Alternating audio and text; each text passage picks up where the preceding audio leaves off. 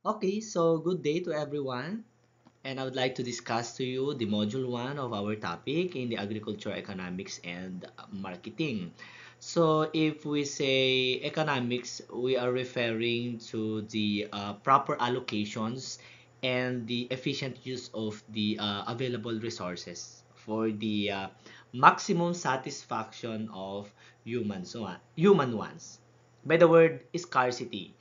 So, ang economics ay sinusolusyonan niya mismo yung scarce or something that are not present in the market wherein we need to fulfill that particular scarce so that the economics will become balanced in terms of their operations. Okay? So if we say marketing, so this is an activity in an area or in a place where there is an exchange of the product from buyer and the seller. So, market, so if we define market kasi, a market is a place, while marketing is an activity pertaining to the activity or operations that conduct by the seller and the uh, consumer. Okay? So if we say market naman, this is a area or a place where we can exchange our goods. Okay? So we exchange our goods through market. Okay? Okay. So what do we mean by a good? So if we say good, it is anything which yield satisfaction, okay, to someone. So if we say goods, it means dito mismo na fulfill ang isang consumer kung ano yung kanyang pangangailangan or yung kanyang needs. It is an anything. A good is anything used to satisfy a person wants and a desire. So, that is a goods. So, a goods and services, yan lang ang offer ng economics or a marketing. And at the same time, kapag sinabi kasi nating economics, kapag in general term, uh, it pertains to the taxes of the government and other. Okay? So, sige, para mag-start na tayo at para mas maintindihan natin, so we will discuss about the understanding of the agricultural economics. Okay? So, many individuals have no clear understanding of the economic. Okay? And yet, it is an essential for our lives. So, napaka-essential siya. Okay? Kapag sinabi kasi nating economics, by the word economus, wherein we are pertaining to the household. So, nag-i-start pala ang economics sa ating bahay. Okay? So, almost always, if not all, human activities involve economics. Okay? Almost human activities involve economics. Example sana, the earning money, buying goods and services, putting up a business, or saving money in a bank is an economic activity. Okay? So also the major operations of the government like yung collection ng taxes from the people, the expenditures of the government, and how to achieve economic growth for the money. Yan.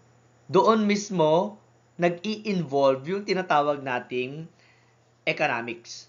So, yung economic growth for the country, yan, the expenditures of the government, and others.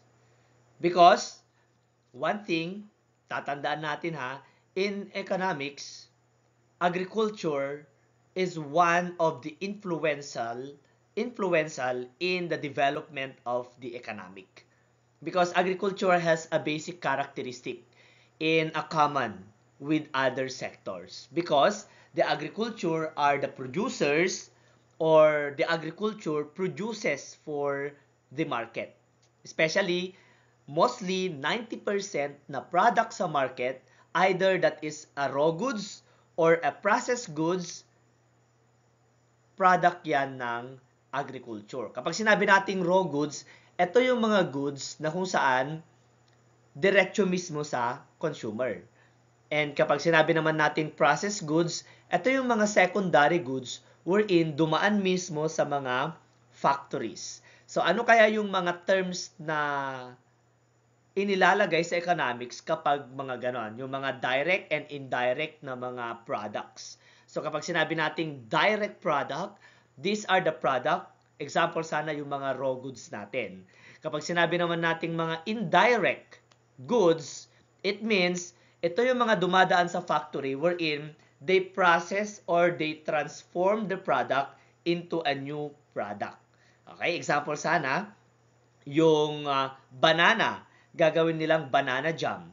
Okay? Yung mga uh, ano pa yung mga yon? Yung peanut, they transform it into a peanut butter. So it means that is an indirect goods. Okay? So, next one is the people. Yan. The people cannot live without production and consumption. So, bakit? Kasi nga, as we produce, we need to consume that product. If we are not producing, what happened to the life of people or life of the people? Ano mangyayari sa tao? So, ang mangyayari sa kanila, pwede silang mamamatay, especially kapag hindi tayo nag-produce ng product na pwede nilang i-consume. Because agriculture is the systematic raising of plants and animals under the management of man. So, we take over the plants and animals wherein that is the basic or essential necessities of the people. Okay? So, meron tayong dalawang factor of production used in the productions. So, what are the factors of production? Number one is those provided by the firms. Okay? Those provided by the firms. So, firms means an organizations or an institutions. Okay? Sila yung mga institution or organizations that sell or produces something or which provide a services. Okay? So sila mismo yung mga factory or mga multinationals na nag-aangkat ng mga raw goods to transform it into another goods. Okay? And then binibenta nila. So meron tayong dalawang klase ng offered by the firms. So ano yung dalawang klaseng ino-offer ng firms? Number one is the intermediate inputs. Okay? So kapag sinabi nating intermediate inputs, there are those inputs that are totally consumed. One production process like yung fertilizers, seeds, pesticides, and fuel. So they are so-called intermediate inputs. So kapag sinabi nating intermediate inputs, once lang sila gamitin. Okay? And then we have also capital goods. So if we say capital goods, these are goods that are used several times. So several times sila ginagamit. Like yung mga tractors, mga harvesters, and others. So it means pwede mo silang gamitin ng paulit-ulit. Kaya nga tinawag siyang capital goods kasi you invest on that goods wherein kailangan magkaroon ka ng income. Okay? Next, another type of factors of production, we have those provided by the household. So ang maaari lang i-provide ni firms is the intermediate inputs and the capital goods. Like yung mga factories or yung mga secondary or indirect yung kanilang mga products. Okay? So, household, these are not produced by the firms. Example sana, the labor. Labor, capital, and land are those provided by the household. So kapag sinabi nating household, yan na yung mga tao wherein kakailanganin mo yung kanilang labor. The household are the employed person or we are pertaining for the employment or sila mismo yung nag-o-offer sa services nila. Okay? Sila mismo yung nag-o-offer ng services for us na magkaroon sila ng income. Okay? So, next. So, a good knowledge of economic offer many favorable possibilities because it guides us how to make a living, how to use wisely our money, and how to run our business. So napakahalaga ang economics. Bakit? It guides us to make a living and how to use wisely our money. So how to run our business and how to distribute properly. So if we have a money and we have a rational thinking in usage of money, okay, it means the economics can guide us on how to manage our life and especially our needed. Okay? So, yun. So, the goods of agriculture produces two destinations. So, what are the two destinations of the goods? So, number one is for consumer. Okay? So, the consumer are use the product wherein directly mismo sa kanilang bunganga na. Okay? So, for consumer, so when they are not used for another production, kung hindi na sila gagamitin for another production, they are part or they are benefited to our consumer. Like yung mga fresh goods natin, like yung apple, banana, kung hindi mo nagagamitin for secondary process, wherein you sell it in a raw goods that is for consumers. That is a destination 1. So, anong tawag mo kapag yung goods na yon or yung goods na yon ay directly sa ating consumer? Ang tawag doon is a consumer goods. Okay? Next one is for firm. So, when they are used for producing something else, example sana ako magbibenta. As producer, magbibenta ako ng rice and ng coin doon sa mismong firm.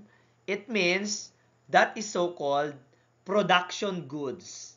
Okay, as a producer, I provide a good to our firm wherein they producing something else on that particular product that I offered to them. That is so-called production goods. Okay, so yun. Next, with the use of appropriate economic decision and implementation, life for everybody is most likely better for the income earner. So, the housewife, so nagsisimula ang economics or the economus in our house. Okay? So, we considered also the economic yung mga income earner, housewife, student, teacher, businessman, professional, and top government officials. Okay? So, let's define what is economics.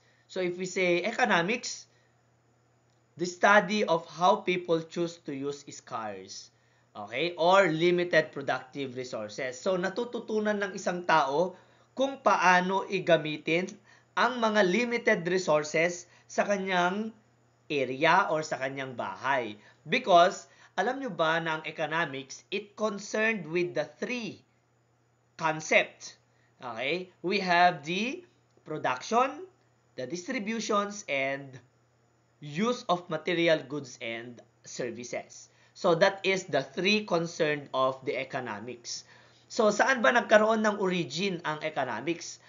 By the Greek word economos, wherein the economics start in household. Okay? Kaya yung mga nanay natin or kaya yung mga magulang natin, bakit kaya marunong silang mag-budget? Bakit kaya pinagkakasya nila yung mismong pinagkakitaan ng kanyang asawa or ng ating mga magulang? So it means if they budget the 1 week allowance for living, that is so-called household management. Kung hindi nagugutom ang pamilya dahil mismo sa magaling ang nagiging tagahawak ng pera. Okay? So, yon. Next, economics also is the proper allocation and efficient use. So if we say efficient, it means ay sila mismo yung uh, enough yung mismong product. Okay? If there is an enough production based on the input you gave, that is efficient. Okay? And at the same time, kapag sinabi nating efficient use ay equal yung distributions mismo. And then, very productive yung distributions ng product. Okay? So, kung ano yung meron ka, kailangan nagagamit mo siya sa tama at hindi nagkakaroon ng sayang. Of the available resources for the maximum satisfaction of human wants, so resources are generally scarce while human want tend to be unlimited. Okay? So, very unlimited kasi yung gusto ng tao. Okay? Hindi natin maikakaila that the man has unsatisfying wants. Okay? Hindi titigil ang gusto ng isang tao, unsatisfying ones. Wherein, alam natin na the resources are generally kulang or scarce. Bakit siya nagiging scarce or kulang? Kasi hindi lahat ng meron ka ay meron sa lahat. Hindi lahat ng meron ka na gamit ay kumpleto sa lahat ng tao. No. Kaya tinawag siyang scarce kasi merong mga tao na nakaka-afford doon at merong mga tao na hindi nakaka-afford doon. So, ano ang alternative way na gagawin ng economy upang sa ganoon yung scarcity doon sa market ay ma-fulfill at masatisfy mismo equally ang consumer. Kaya nga, the people have a decision or there is a decision making wherein meron siyang direction to choice or to choose, I should say. So meron siyang direction to choose. Example sana, sa economics, may pag-iisip na kung saan they produce the same yung product pero kailangan mag-produce sila na kung saan afford din ng isa at afford din ng isa. Example sana, mayaman yung isa, mahirap yung isa, parehas yung product. So, paano ngayon maa-afford ng mahirap or kaya yung walang pera or something na konti lang ang pera doon sa mayaman? Kaya nga, meron tayong mga product na cheaper and expensive, di ba? If your money is not enough to buy that expensive one product, so you need to have an alternative way. Okay? Paano ang gagawin? Kailangan bibili ka doon sa mga cheaper one. So yung scarcity ng consumer or yung kulang sa consumer ay mafulfill pa rin. Bakit? Because kahit merong mga mahal na product, meron ding mga cheaper one na pwedeng yun yung alternative product para ma-fulfill yung satisfaction ng isang consumer. Okay? So, yun. So, para mas maintindihan natin, ang isang tao, kapag siya ay mahirap at sakto lang ang kanyang pera, magkakaroon siya ng decision making. Wherein, dapat magkaroon siya ng alternative way na kahit hindi man niya afford ang isang damit. Example sana, yung isang damit na RRJ pero merong imitation yung damit na yon or kaya yung made in China na damit na yon, so it means mas pipiliin niya yung made in China na product. Bakit? Kasi nga ini-imitate niya mismo yung original product. Okay? So, ganon ang tao ngayon. They are a rational mag-isip or they are a rational thinker. Okay? So, economics is efficient in use. Depende kung ano yung living status ng tao.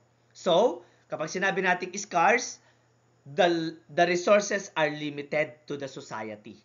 Okay? So, the resources are limited. So, if we say limited, meron lang bilang or something na kulang. Okay?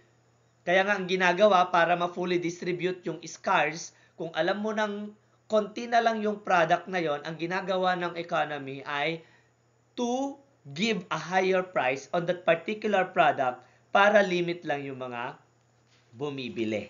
Okay? So, next. So, in the economics, the study of how society managed its scarce. So, how can we manage the scarcity of resources? So, it should be have an alternative product to fulfill that scarcity. Okay? So, yun yung ginagawa ng economics. So, example sana, how people decide what to buy.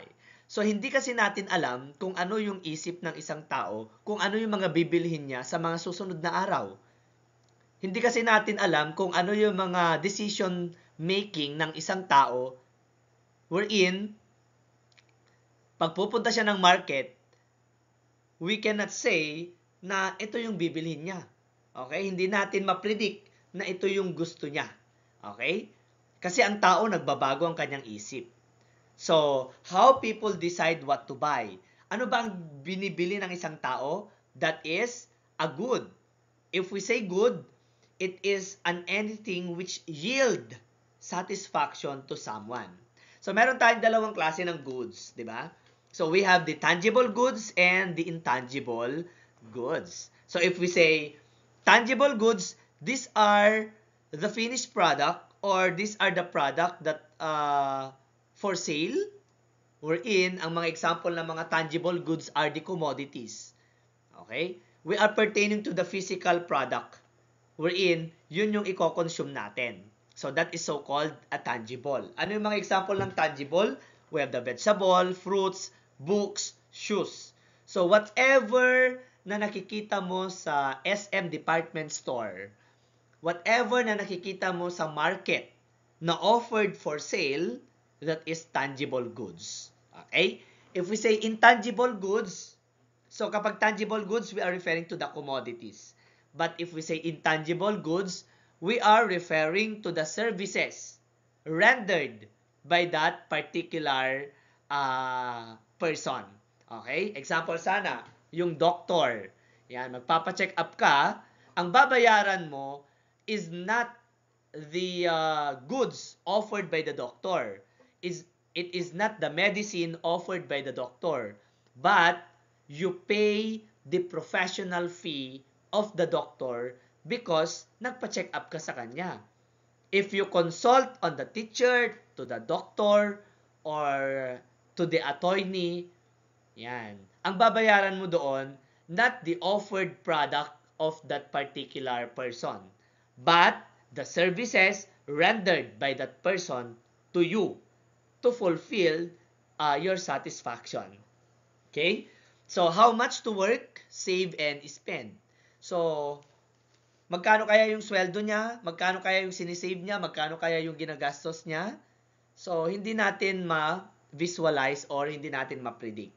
Basta in overall, kapag nag-study kasi tayo sa isang community, ang tinitignan natin is the average income of that particular community. For us na makapag-produce tayo kung ano yung product na bibilhin. Alangan naman na mag-offered ka ng product doon sa community na alam mo nang wala nang pera, mag-offered ka ng mga expensive or mga luxury goods. Kapag sinabi nating luxury goods, heto yung mga product na it makes you comfort na hindi mo naman kailangan. But because of wants or because of satisfaction to make you comfort on that particular goods, kailangan mong kunin or kaya kailangan mong gamitin. So, wag kang mag-o-offer ng product na taliwas doon sa mismong income or kaya doon sa mismong status of living. Kasi kapag mahirap ang isang tao, we concluded that kung alam mong walang pera ang isang community at alam mong namamalimos sila, we concluded that ang pinaka-priority na kanilang kailangan or needed is the food, shelter, and the clothes. But do not offer any product wherein hindi naman mag-coincide doon sa need nila. Baka mas better pa na ibili ko na lang siguro ito ng bigas kaysa naman bilhin yung mamahalin mong bag na binibenta or ino-offered mo sa akin. So baka ganun pa yung pwedeng sabihin nung community. Okay? So the goods may also be classified as economic or a free goods. So kailan natin masasabi na it is an economic goods? If it has a value attached to it. So kung merong value yung isang product na yon, kapag sinabi nating value, there is a certain price on that particular product to paid for it para magamit mo. Okay? So economic good, it has a value attached to it and a price has to be paid for its use.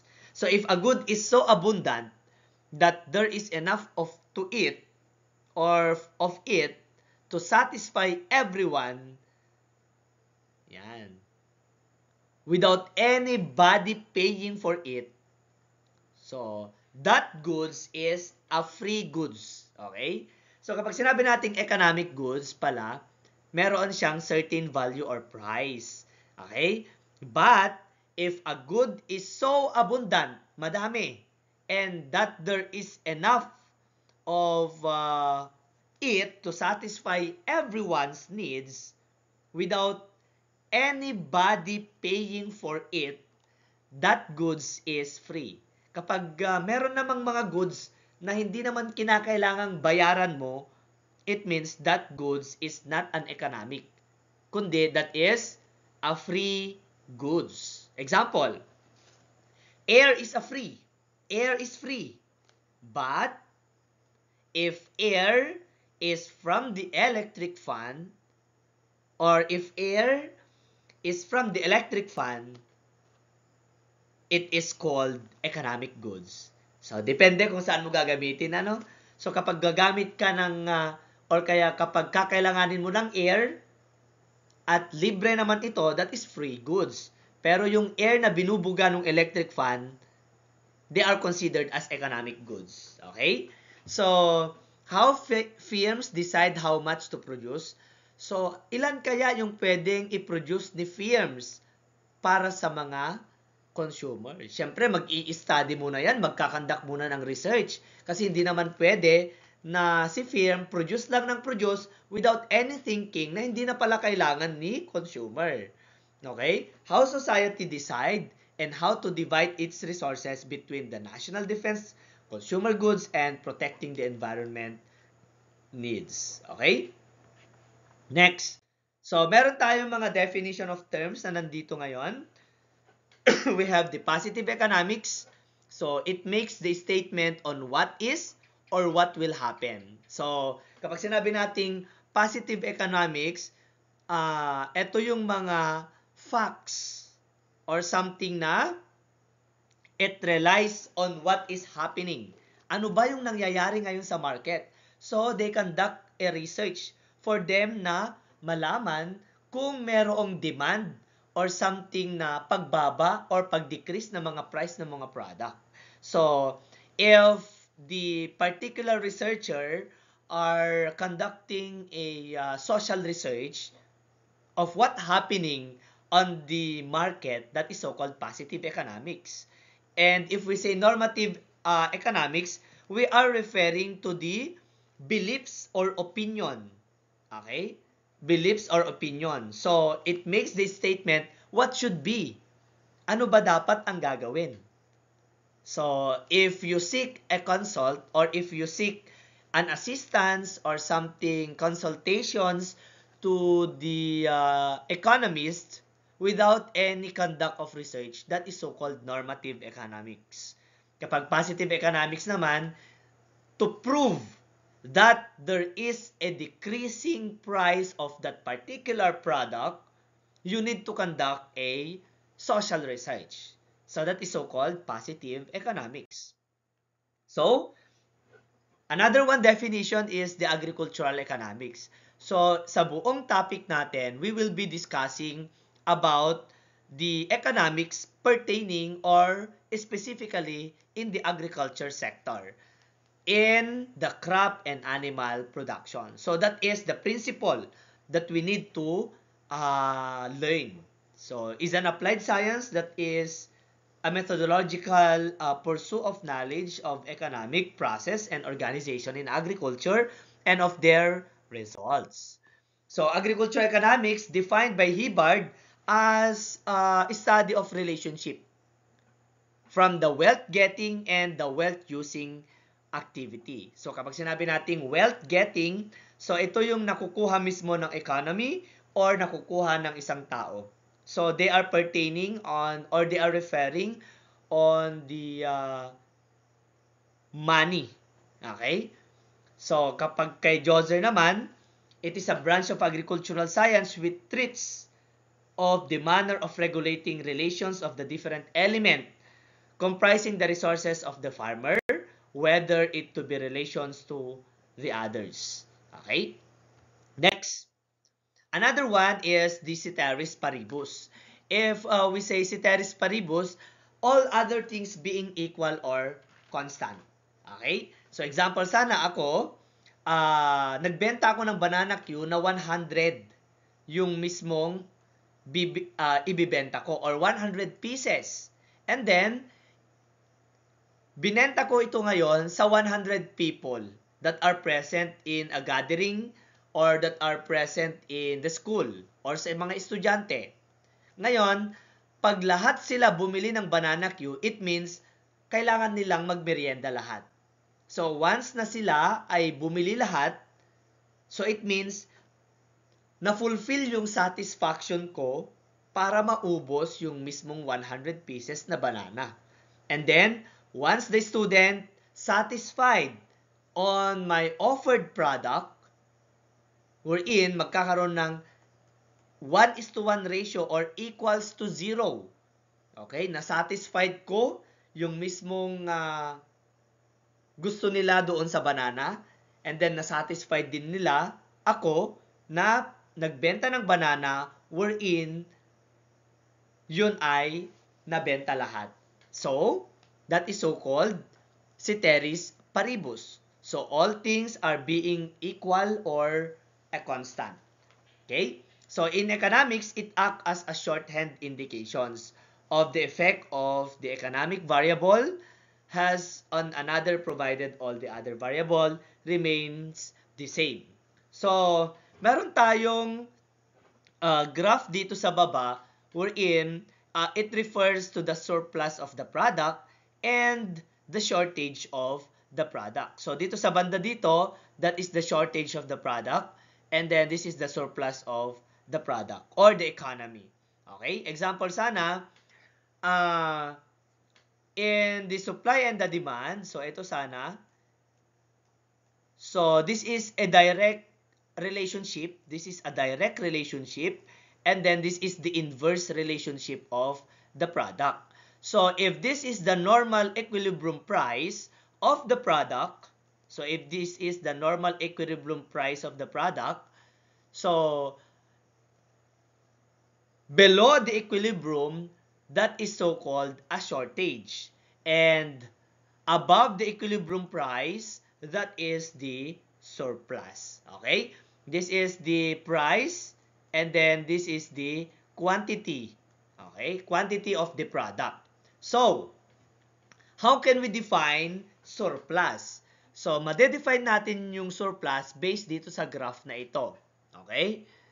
Even though there is an increase of the quantity of the product and decrease of the quantity of the product, the price of that product is high or higher. Okay? Even though there is an increase or decrease of the product, if the price is higher, that is so-called a surplus. Okay? Surplus. Okay? Surplus. Paano naman kapag shortage? Even though there is an increase of the product or a decrease of the product, if the price, even though there is an increase of the product and decrease of the product, the same that the price of that product is lower or decreasing. Okay? So kapag nagdi-decrease yung product na yon or something na nag-decrease yung mismong price ng product, that is a shortage.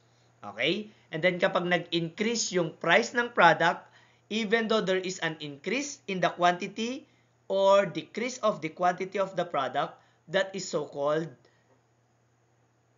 surplus. Okay? Kasi kapag sinabi nating surplus, that is under price ceiling.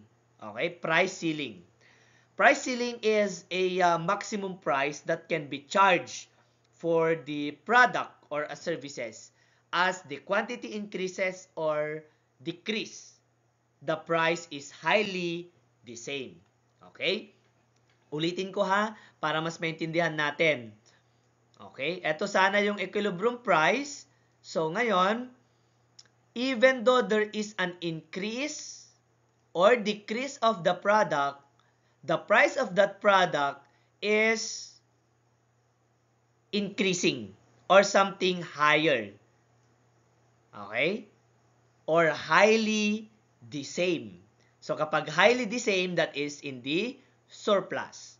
But, even though there is an increase and decrease of the product or the price of that product is lower or something decreasing or something lower price. Okay? Pag itatagalog natin, kahit tumaas or bumaba ang production, mataas pa rin ang presyo. Ang tawag doon, surplus. Pero kahit mataas or mababa ang quantity ng product, pero mababa pa rin ang presyo, ang tawag doon, shortage, I should say. Shortage. So kapag sinabi nating shortage, that is a price floor in economics that is a minimum in price that can be set for a good or a services while still adhering to the traditional concept of supply and the demand. Okay? Next, we have also the opportunity cost. So if we say opportunity cost, it represents to the alternative one. They are choosing, or when choosing one alternative over another, that is opportunity cost. Okay? Okay? So kapag sinabi nating opportunity cost, meron kang i-give up na something na product wherein mas gugustuhin mo yung another form of product. Example sana, mahal yung mismong sibuyas na red. Ano? Ngayon, mura naman mismo yung sibuyas na puti. So, mas pipiliin kong bilhin yung mga puting sibuyas kesa yung red na sibuyas. So, it means, merong alternative doon sa product na bibilhin mo na the same pa rin yung product na yon, but different yung kanyang species at different yung kanyang prices, wherein sa opportunity cost, mas preferred niya ang cheaper one than the expensive one. Okay? Next one is law of diminishing returns or diminishing returns. So kapag sinabi nating diminishing returns, they are indicating or indicates that as you increase the amount of something, the additional impact of that something will eventually increase at decreasing rate. Okay? So, ang nag-i-increase dito is the satisfaction. And yung mismong kailangan mo is bumababa. O, ano? Kapag sinabi nating diminishing of returns, nag-i-increase yung pangangailangan mo hanggang bumababa. So, it means there is a peak on that particular satisfaction. Pag na-meet mo na yung point of satiety, it means ay tapos na. Example sana, yung consumption. Yan. Example, si Pedro humingi sa akin ng 10 utils of pizza. And then, dahil sa gutom na gutom siya, humingi siya ng mas marami. So, habang humingi si Pedro or habang humihingi-hingi si Pedro, bumababa ng bumababa ang mismong gusto niya doon sa product. Because, nag-i-increase na yung kanyang satisfaction. Okay? Nafu-full na yung kanyang satisfaction. Okay? And then, bumababa na din naman yung kanyang utils na kailangan. Okay? So, kapag na-meet mo na yung satisfaction or peak of satisfaction, it means ay doon na mismo yung tapos na. Okay? So, example sa consumption. Humingi si Pedro ng 10. Tapos, the next na hihingi siya, 5 na lang. And then, hanggang maging 0. So, it means, this is the point of satiety. Wherein, dahil ayaw niya nang kumain ng pizza, it means nabusog na siya. That is the law of diminishing marginal utility.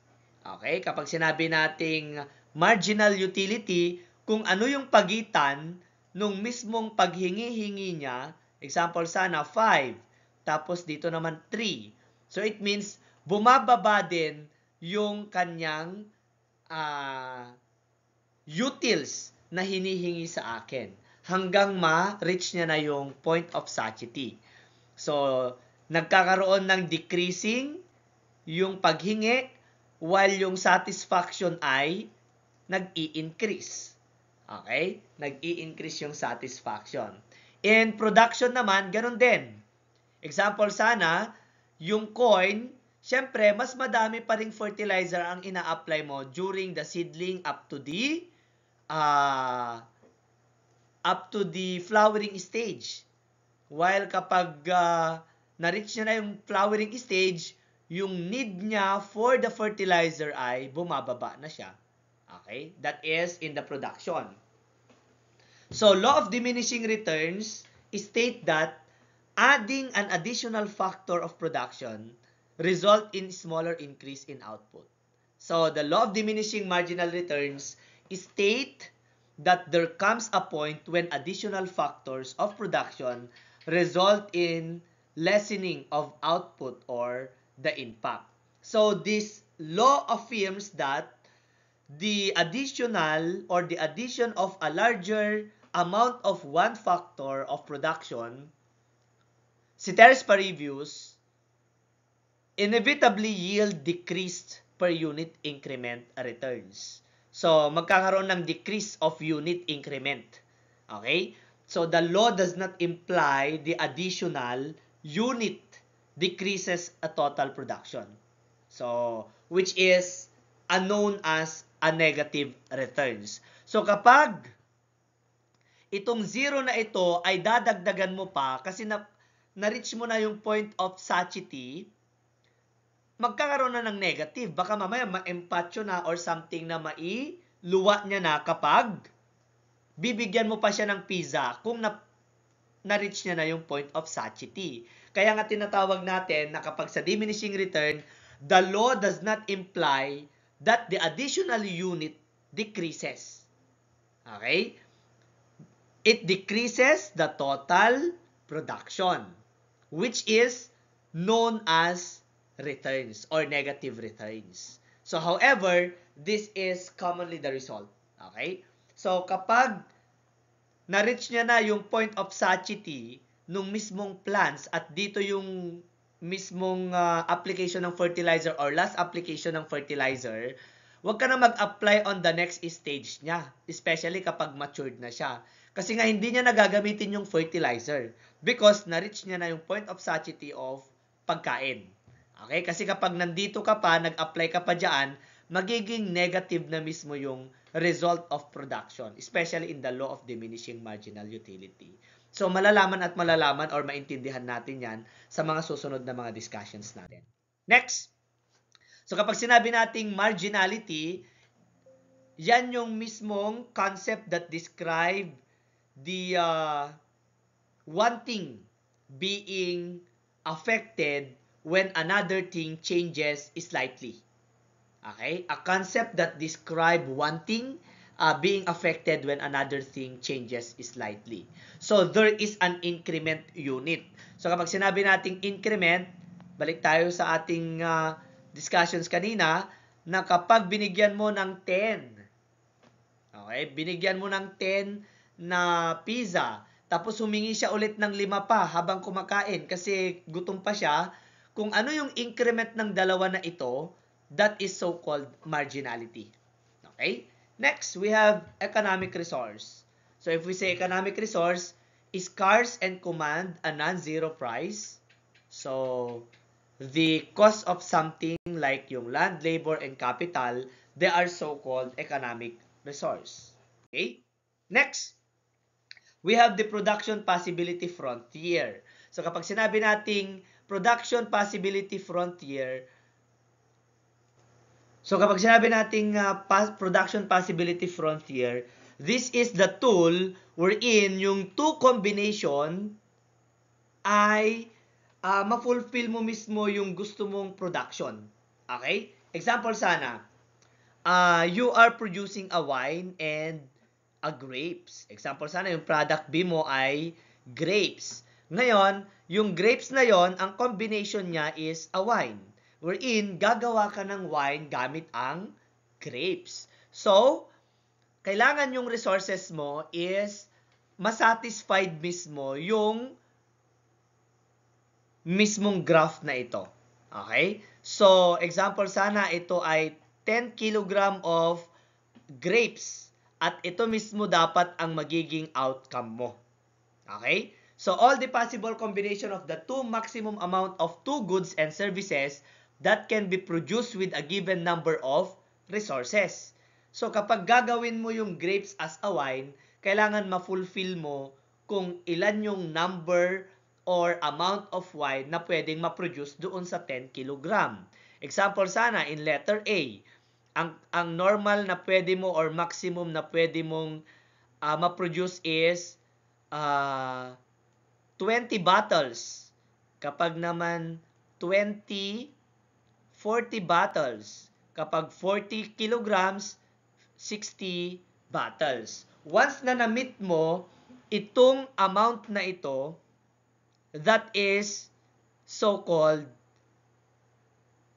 efficient. Okay? So that is so-called efficient use of resources. So nasa normal production possibility frontier ka. Na kung saan, kung ilan yung input na panasok mo, ganito yung magiging output. Pero, paano kapag ang output mo is inside the PPF? So, inefficient ang paggamit mo ng resources. Pero kapag nasa labas, ang mismong point ng pag-produce mo ng product, that is impracticable or infeasible. Paano nangyari kapag nandito sa part na ito? Example sana, sa isang hektarya ay magtatanim ka ng isang bag na mais at ang pwede mong maani is 100. And then, dapat ang input-output mo dito is 100. Paano kung naging 150? Not possible na mangyari kapag outside the PPF. Hindi naman siguro pwedeng mag-produce yung isang bag ng mais ng 150 kavans. Pero kapag yan 50 lang, it means inefficient yung paggamit mo ng isang resources. So, kapag sinabi nating production, possibility frontier, by the word production means merong combination. You transform the product into a new product. Wherein gagamitin mo yung resources in a good and exact. Okay, so yun yung ibig sabihin ng production possibility frontier. So, if you have a questions, pwede kayong mag-queries later on. So, thank you very much and I hope na may natutunan kayo.